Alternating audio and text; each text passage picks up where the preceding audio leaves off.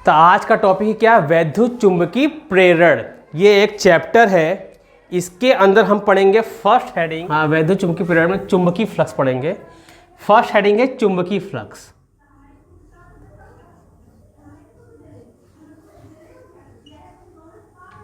चुंबकीय फ्लक्स, चुंबकीय फ्लक्स कहते किससे है?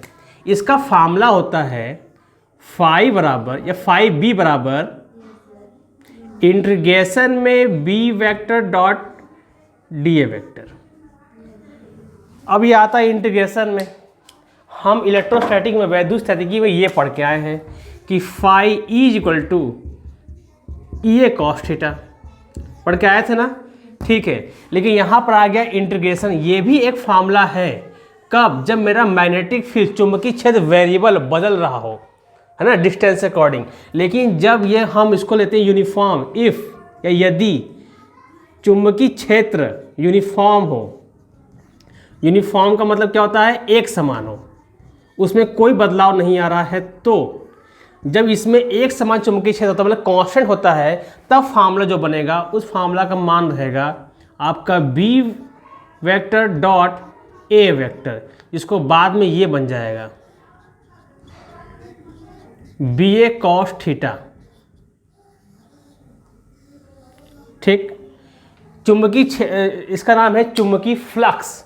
ठीक है, इसका मात्रक क्या होता है? वेबर। वेबर या एक और मात्रक होता है, चुंबकीय क्षेत्र का मात्रक होता है टेस्ला, ये होता है एरिया।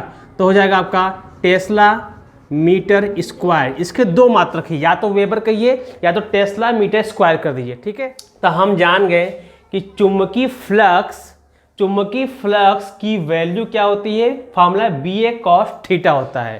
ठीक है, अब बात करते हैं एरिया वेक्टर। यहाँ लिखा था ए वेक्टर, ये है एरिया वेक्टर, ये क्षेत्रफल है। ये आपका क्या है? ये आपका क्षेत्रफल है,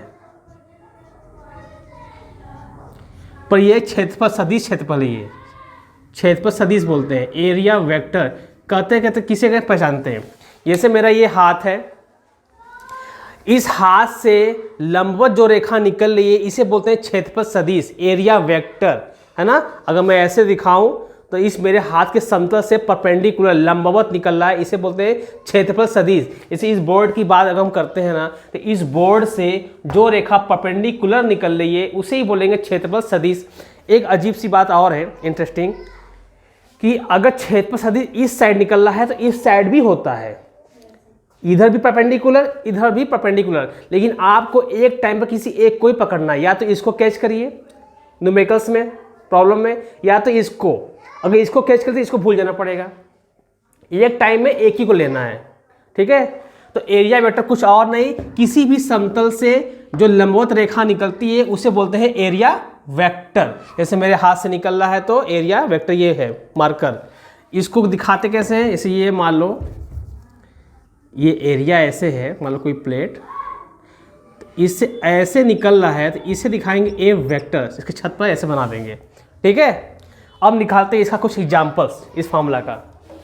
हमको पता है फार्मूला कुछ और नहीं, phi B is equal to B A cos theta होता है। ठीक, अब दिखाते हैं। ये है मैग्नेटिक फील्ड का लाइंस, इसको और बड़ा करते हैं।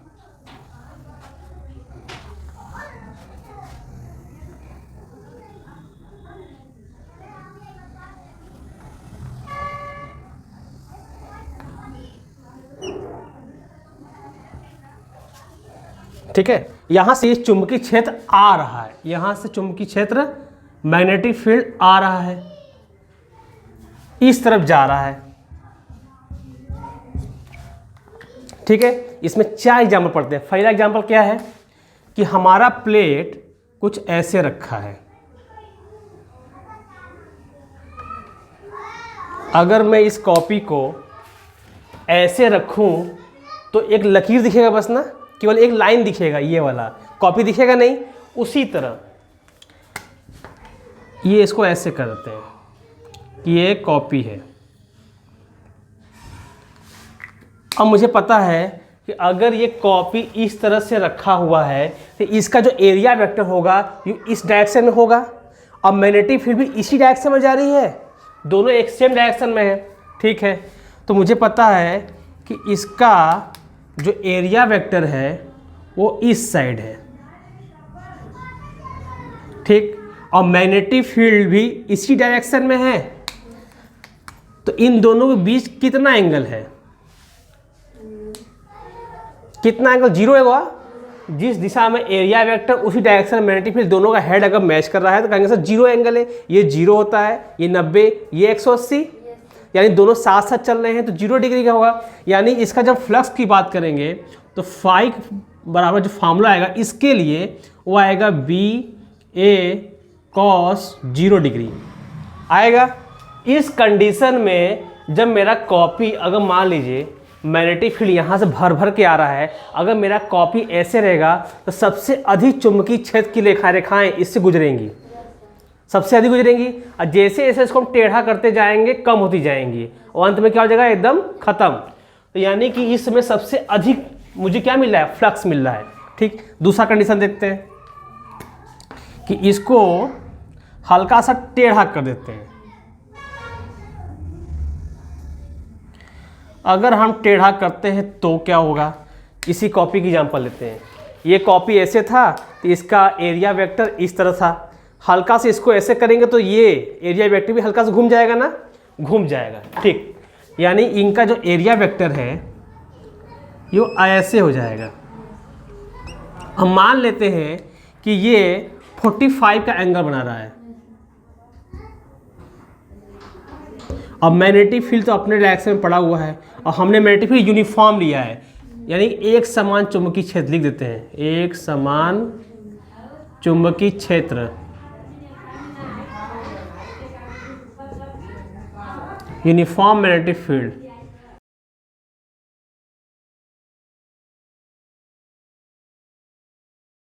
ठीक है, इसका फार्मूला क्या बनेगा? Phi is equal to BA cos 45 degree, क्योंकि आपका एरिया वेक्टर इससे 45 का एंगल कवर कर दिया। हम थोड़ा सा और झुका देते हैं, चलो अच्छा इसको ऐसे कर देते हैं तो सेम बन गया क्या? मान लेते और झुक गया है, तो ये मान लीजिए ये है एरिया वेक्टर और पहुंच गया, और जो एंगल यहाँ से कवर कर रहा था ये एंगल बना रहा है मान लो 60 डिग्री। ये इधर क्या है? मैग्नेटिक फील्ड है, तो यानी कि इसका फार्मूला क्या बन जाएगा? cos 60 डिग्री, जो भी इसका वैल्यू आएगा। ठीक है, यहाँ से लगा। अब हमने कॉपी को एकदम फ्लैट कर दिया, एकदम ऐसे। अब इसको करने से पहले एक चीज़ जानते हैं कि अगर मेरा हाथ ऐसे है तो मैग्नेटिक फील्ड भर भर कर मेरे हाथ को आर पार करेगा, लेकिन मेरा हाथ धीरे धीरे ऐसे ऐसे हो गया अगर, तो इस मेरे हाथ से कितनी रेखाएं गुजरेंगी? लगभग नगण्य, 0 है ना। फ्लक्स मिलेगा ही नहीं मिलेगा, यानी 0 आंसर आना चाहिए। चेक करते हैं एरिया वेक्टर इसका कैसा हो जाएगा? सीधा स्ट्रेट ऊपर की ओर, और मैग्नेटिक फील्ड किधर है? अब भी मैग्नेटिक फील्ड अपने ही डायरेक्शन में काम कर रहा है इधर। इसका फार्मूला, ये कितना एंगल है? 90 डिग्री है ना। तो जो 5 अब बनेगा वो बनेगा BA cos 90 डिग्री, और cos 90 डिग्री होती है 0, 0 से इंटू करेंगे क्या बन गया? सब 0। इस 4 कंडीशन से आपको अच्छे समझ में आ जाएगा कि चुंबकीय फ्लक्स, मैग्नेटिक फ्लक्स कैसे काम कर रहा है। फैराडे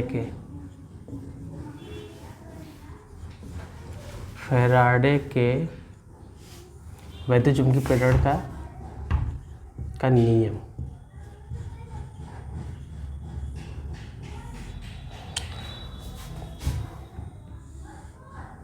ठीक है, फैराडे के वैद्युत चुंबकीय प्रेरण का नियम। अब हम बात करेंगे फैराडे के वैद्युत चुंबकीय प्रेरण का नियम। फैराडे ने एक एक्सपेरिमेंट किया, उससे ये जाना, उनके माइंड में एक नियम था कि धारा से, मतलब करंट से, जब मेरा चार्ज पार्टिकल चलता है तो उससे क्या पैदा होता है? एक करंट से पैदा होता है मैग्नेटिक फील्ड। अब करंट क्या होता है? चार्ज पार्टिकल का मूविंग से होता है, जब ये मूव करता है। चार्ज पार्टिकल के मूव से करंट पैदा हुआ, करंट से पैदा हो गया एक मैग्नेटिक फील्ड इसके चारों ओर। तो उन्होंने कहा कि अगर एक करंट से चुंबकीय क्षेत्र पैदा हो गया तो क्या एक मैग्नेट से करंट पैदा हो सकता है कि नहीं, होना चाहिए। उन्होंने कहा कि नेचर का जो प्रकृति का नियम है, नेचर का जो रूल है, लॉ है, वो कहता है कि जो जिससे पैदा हुआ उसका रिवर्स भी पॉसिबल है। तो कहा है कि करंट से अगर मैग्नेटिक फील्ड बन सकता है तो मैग्नेटिक फील्ड से करंट भी बनना चाहिए। उस पर उन्होंने बहुत सारे एक्सपेरिमेंट किए। देखते हैं उन्होंने किस तरह का एक्सपेरिमेंट किया। उन्होंने क्या किया, सिंपल सा एक कॉइल लिया गोल सा, ऐसा जो ऐसे है हमने ऐसे रख दिया, ठीक है ना। एक कॉइल है ऐसे, और इसको कनेक्ट कर दिया एक अमीटर से। अब जानो कि अमीटर क्या होता है, इसे एमीटर बोल सकते हो। अमीटर ये क्या है कि यदि इस तार में अगर नॉर्मल हल्का सा भी करंट होगा ये फ्लक्चुएट करेगा। ये सीधा होता है, ये डायरेक्शन नहीं बताता है, करंट के इधर बह रहा है तो इधर हो जाएगा, इधर बह रहा है तो इधर हो जाएगा, ठीक है ना। ये बीच में होता है, यहाँ जीरो रीडिंग होती है। अगर इसमें थोड़ा सा भी करंट आया तो ये फ्लक्चुएट होना शुरू हो जाएगा, ठीक है। अब क्या हुआ, उन्होंने एक मैग्नेट रखा, ऐसे मैग्नेट रख दिया ऐस। अब उनको लगा कि धारा से चुंबकीय मैग्नेट बन जाता है। तो एक चुंबक रखते हैं एक तार के पास, एक गोल सा तार था क्लोज लूप में, मतलब पूरा सिरा मिला हुआ था। देखो कहीं यहाँ जहाँ से स्टार्ट वहीं एंड हुआ है ना, कहीं गैपिंग है नहीं ना, पूरा ये इसे बोलते हैं क्लोज लूप। अब वहाँ मैग्नेट रखा, इनको रिजल्ट मिला जीरो, करंट यहाँ कितना मिला, जीरो, कोई करंट कॉइल में नहीं बह रहा है, ठीक है। ये समझ में आ रहा है ना। जैसे एक गोल सा तार है, पूरा कनेक्ट कर दो ऐसे, इसके पास एक चुंबक रख दो, उनको लगा कि चुंबक रखने से इसमें करंट आ जाएगा, नहीं आया। तो कहा अब क्या करें, तो उसको पास ले गए कि चलो अब पास रखते हैं। जब उनके दिमाग में ये बात आया कि थोड़ा सा पास रखते हैं तो ये ऐसे बना।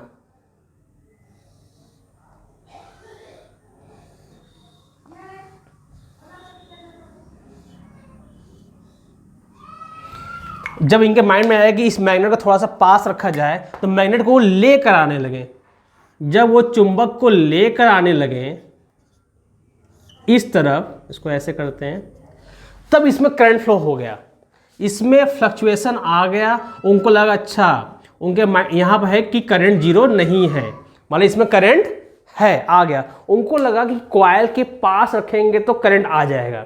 उनके माइंड में ये चीज़ आ गया, ठीक है ना। तो उन्होंने कहा कि मैग्नेट को एकदम पास लाकर रोक दिए। तीसरा केस, थर्ड केस में क्या है कि मैग्नेट को एकदम पास लाकर रख दिए। उनको लगा कि करंट अब अच्छे से बहेगा।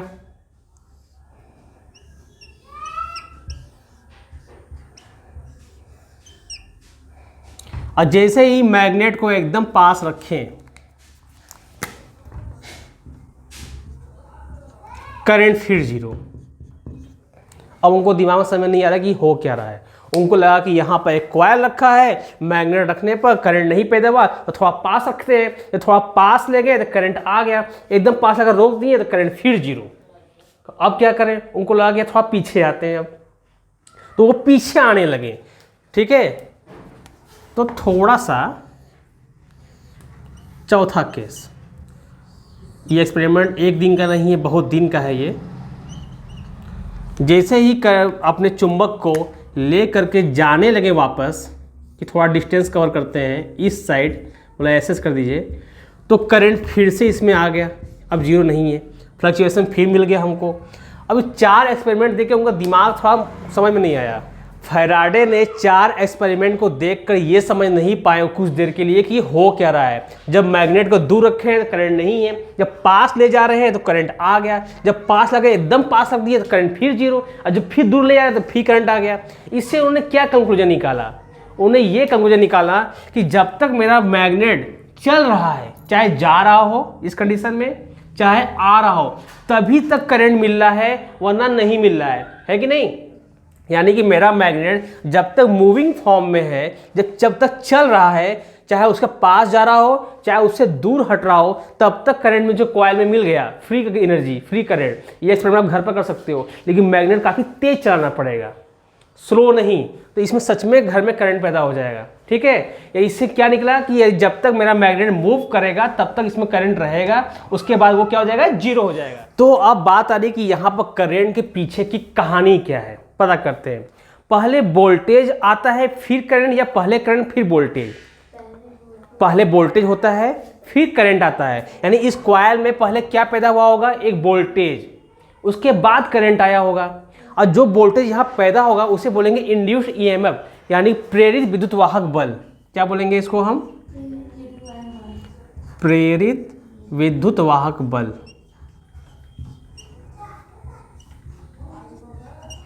वाहक बल इंग्लिश में बोलते हैं इंड्यूस्ड ईएमएफ।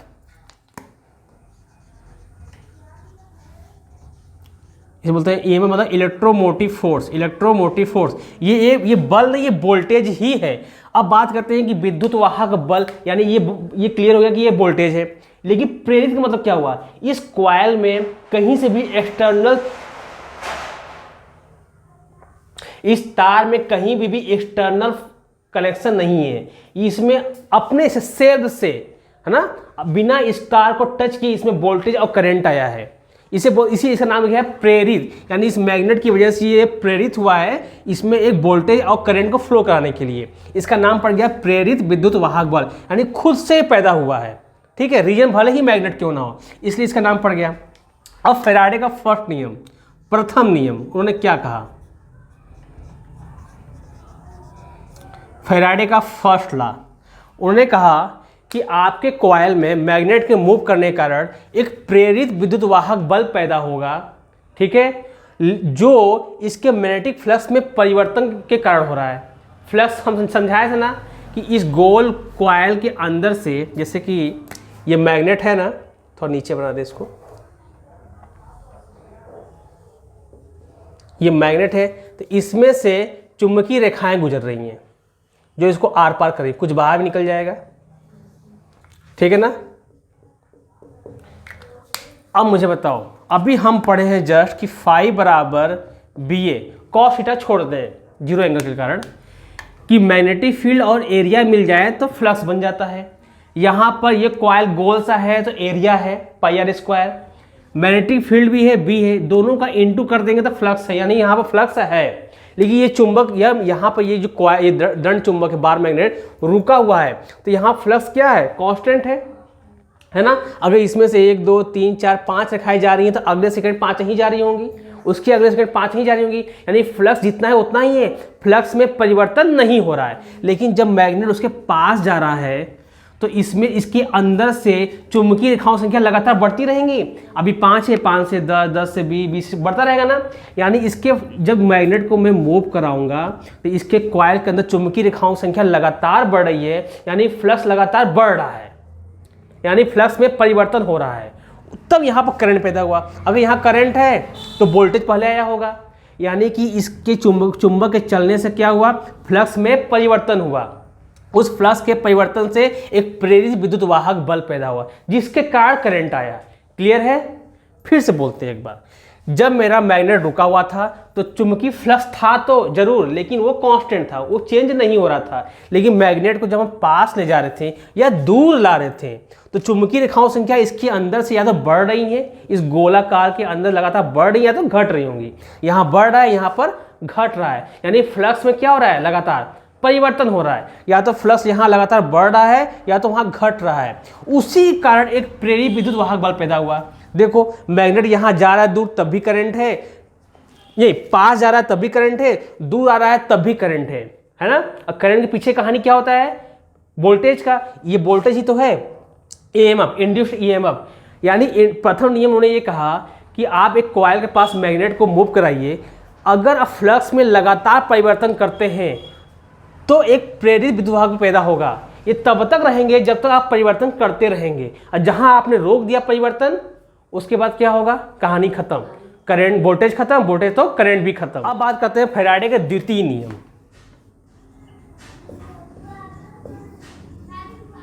द्वितीय नियम, अब बात यह हुआ कि कॉइल में हम तो जान गए एक वोल्टेज पैदा होता है, वोल्टेज से ही करंट आया होगा। शुरू कर रहे हैं नालायक सब।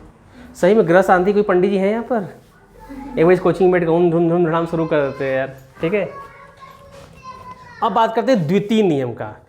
फैराडे का द्वितीय नियम ये कहता है कि हम जान गए कि कॉइल में वोल्टेज आया जिसका नाम है ईएमएफ, इंड्यूस्ड ईएमएफ, प्रेरित विद्युत वाहक बल, जो एक वोल्टेज ही है।